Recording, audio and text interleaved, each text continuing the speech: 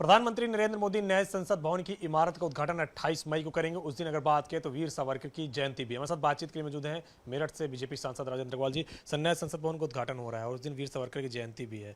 ये क्या, इसको किस तरीके से देखा जाए? नहीं, मैं इसे संयोग मानता हूँ। कोई इसको ये भी कह सकता है कि अच्छा संयोग है, लेकिन केवल संयोग है ये। नए भवन का उद्घाटन माननीय प्रधानमंत्री जी करने जा रहे हैं, तो ये स्वयं में बहुत बड़ी बात है ये। और पुराना भवन, उसकी भी अपनी भव्यता थी, परंतु पुराना हो गया था। उसके अंदर सीमित संख्या बैठ सकती थी। अभी सदस्यों की संख्या बढ़ाने की ज़रूरत भी है। जिस प्रकार की व्यवस्था हमारी संवैधानिक दृष्टि से की गई है कि 30 वर्ष के पश्चात हम उसकी समीक्षा करेंगे, वो हो नहीं पा रही है। तो इसलिए एक बड़ा भवन, एक सुरक्षित भवन, उसकी आवश्यकता थी, तो नया भवन बन गया है। लोकार्पण 28 को कर रहे हैं। वीर सावरकर की जयंती है। ये एक अच्छा संयोग है, इतना ही केवल कहा जा सकता है। सर, वीर सावरकर के ऊपर खुद राहुल गांधी कई बार जो है सवाल खड़े करते हुए आए हैं और उनको डरपोक तक कहा है कई बार। और हो सकता है कि जिस तरीके से अब उद्घाटन हो जाएगा फिर से कांग्रेस एक बार अटैक करे। नहीं, ये राहुल गांधी जी की इस बात से न तो कोई सहमत है, और ये इतना घटियापन है, ओछापन है। वो जरा देखें किस काल कोठरी के अंदर वीर सावरकर रहे थे, जिसके ऊपर बहुत लोगों ने बताया भी है कि वीर सावरकर किस प्रकार के व्यक्ति थे। वो बैरिस्टर थे। उन्होंने उस वक्त की मर्यादा के अनुसार पत्र लिखे, और वो बहुत यानी स्वातंत्र वीरों के वो शिरोमणि थे। वो बिल्कुल, उन्होंने इतने नौजवानों को प्रेरित किया देश की आज़ादी के में संघर्ष करने के लिए। तो राहुल गांधी तो उनके पास संख्या, उनसे कोई उनके ऊपर टिप्पणी करने के भी अधिकारी नहीं है। और कांग्रेस को इस विषय में जरूर सोचना चाहिए कि सावरकर के विषय में टिप्पणी करने का कोई औचित्य नहीं है। ये कांग्रेस को भी सोचना चाहिए, और राहुल गांधी जी को इस बात के लिए मना करना चाहिए। कांग्रेस को स्वयं अपने तौर तरीके ठीक करने चाहिए। देखिए, हमारे मतभेद हो सकते हैं। मैं बहुत बार कहता भी हूँ कि बाबा साहेब का और गांधी जी का काफ़ी मतभेद होते थे उनके, परंतु इसके बाद भी दोनों ने अद्भुत काम किया। दोनों पूज्य हैं, दोनों का कंट्रीब्यूशन जो है अविस्मरणीय है देश के निर्माण के अंदर।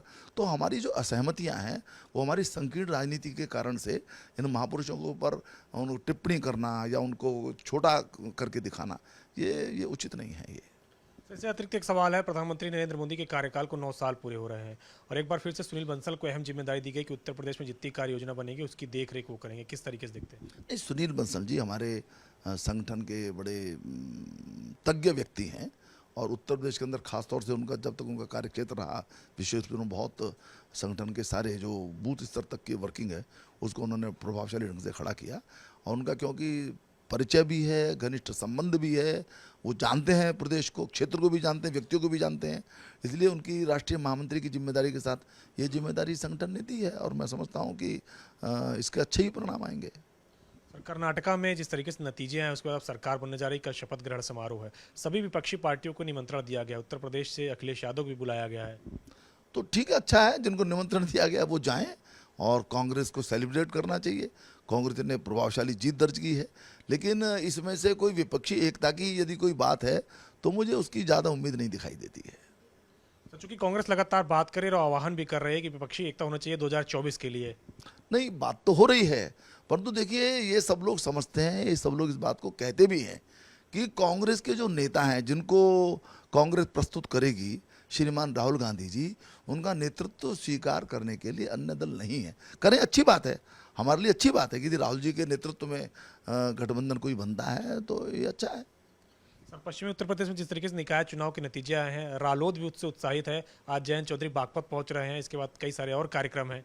नहीं, कुल मिलाकर के तो उत्तर प्रदेश के अंदर जो नतीजे आए हैं वो भारतीय जनता पार्टी के पक्ष में हैं। पहले के मुकाबले हमको बड़ी सफलता मिली है। 17 के 17 हमने नगर निगम जीते हैं। हाँ, कुछ नगर पालिकाओं में, कुछ नगर पंचायतों में अन्य दल भी जीते हैं, इसमें कोई गलत नहीं है, जहाँ जिसका प्रभाव क्षेत्र वो जीता है। परंतु मैं ऐसा समझता हूँ कि राष्ट्रीय लोक दल के लिए बहुत अधिक खुश होने की गुंजाइश नहीं है। तो 24 में खतरा मानते हैं अगर बात करें तो कांग्रेस, रालोद और जिस तरीके से सपा और तमाम सारी राजनीतिक पार्टियां एक होती हैं तो? नहीं, हम किसी को खतरा नहीं मानते, हम अपने काम के आधार पर काम करते हैं। अभी 2019 के चुनाव के अंदर सब लोग इकट्ठा हुए, हम तब भी 64 सीटें जीते। देखिए, हमारा नेतृत्व है, हमारा काम है सरकारों का, हमारा कार्यकर्ता है, हम निरंतर काम करने वाली पार्टी हैं। हम केवल चुनाव के समय मौसमी दल की तरह काम नहीं करते। तो हमारा एक लाइव कांटेक्ट है जनता के साथ, वो हमारी जीत का आधार बनता है। जनता हमको आशीर्वाद देती है, और मैं समझता हूं कि यदि किसी को सीखना है राजनीतिक काम, सीख ले हमसे, हमने कहाँ मना किया, खूब मेहनत करो आप, लेकिन मेहनत कोई करता भी नहीं है, कोई वैचारिक स्पष्टता भी नहीं है, कोई नेतृत्व के अंदर वो धार भी नहीं है, बहुत सारे विषय हैं, तो हम अपने आधार पर आगे बढ़ते हैं, हमें किसी से कोई खतरा नहीं है। एक आखिरी सवाल, बसपा ने भी कल समीक्षा बैठक की, मायावती ने कहा कि अब 2024 का लोकसभा चुनाव आ गया, अकेले लड़ेंगे।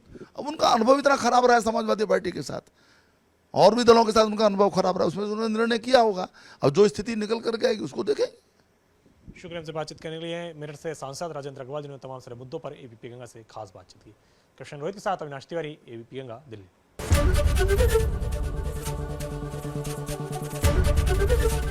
एबीपी गंगा, खबर आपकी, जुबान आपकी।